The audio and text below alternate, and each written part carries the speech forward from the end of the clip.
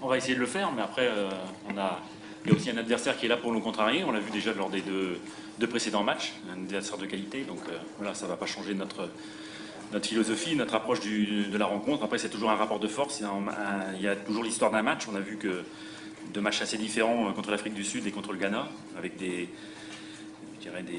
une issue différente et aussi peut-être une chance qui a été différente dans les deux matchs. Et voilà. Mais pour l'approche du match, il n'y aura pas de modification, sachant que ici c'est une finale, puisque on est dans l'obligation de gagner quasiment. Donc voilà, il y a encore moins de calculs à faire, mais on n'a pas calculé non plus pour le match du Ghana.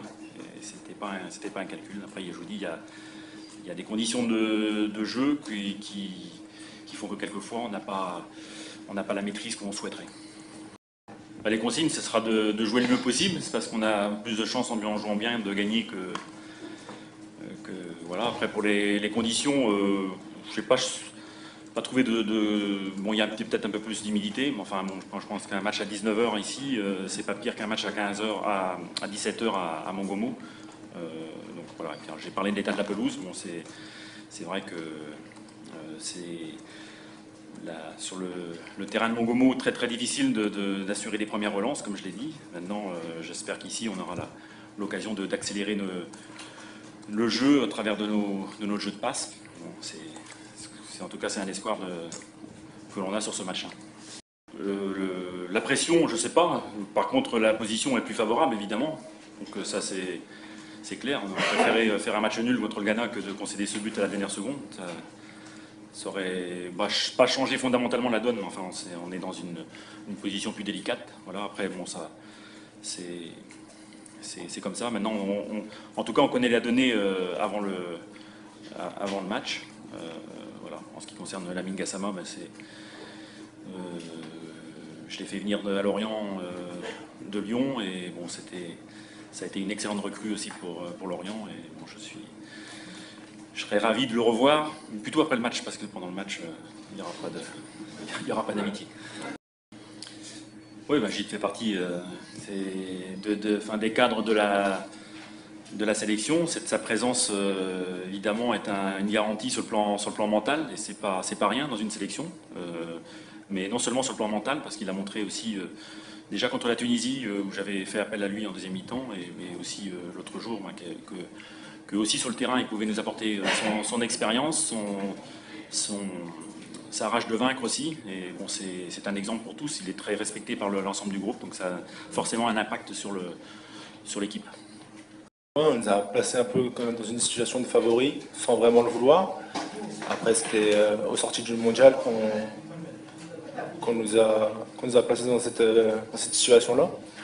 Mais non, on a 3 points. La qualification, ça joue sur 3 matchs, donc on a toujours la même équipe qu'au début du tournoi.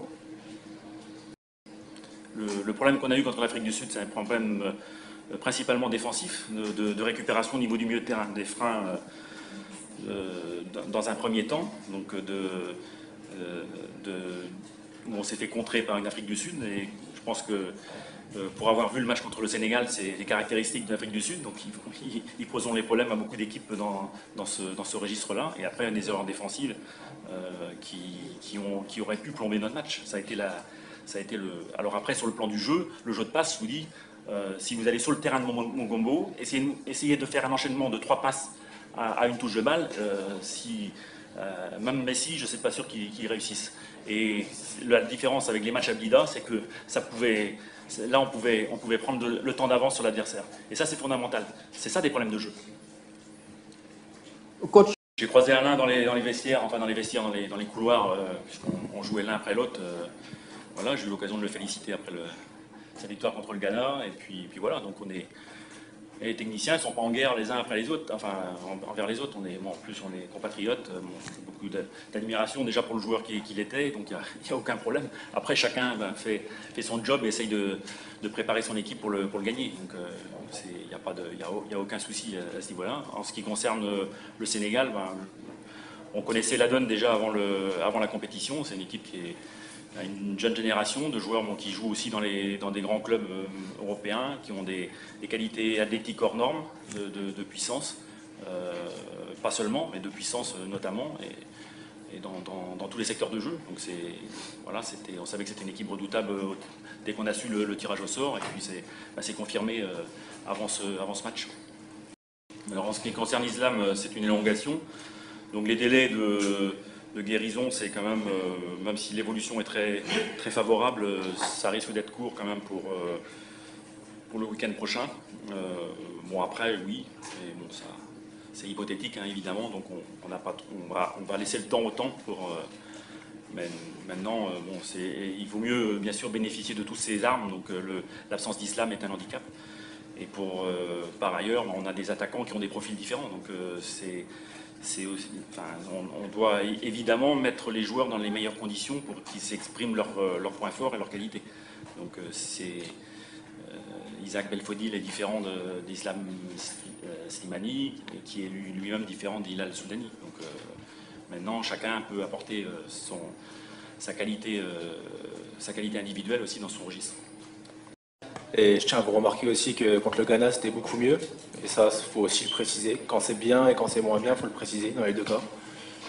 Certes, on a concédé beaucoup d'occasions contre l'Afrique du Sud, mais on a gagné le match. L'essentiel, c'était ça. Et on a essayé de rectifier. On a travaillé l'entraînement avec le coach pour rectifier ce genre d'erreur. Et je vous demande de citer au moins 2-3 occasions du Ghana. Il n'y en a pas beaucoup. Vous ne pourrez pas les trouver à part le but et une demi-occasion en deuxième mi-temps. Oui, c'est ce que je vous ai dit. Mais on a travaillé pour rectifier ça et ça a marché contre le Ghana. Aïssa, dans la lignée justement de cette question, comment juges-tu tes performances jusqu'à présent à l'issue de cette CAN? C'est ta première CAN donc. Ouais. Déjà, j'aime pas parler de moi-même. S'il faut poser la question au coach ou à un autre joueur pour savoir ça, moi je me sens pas de me juger déjà. Après la CAN, je découvre ça, les conditions climatiques, le terrain. C'est complètement différent, j'avais jamais vécu ça, mais c'est une bonne expérience.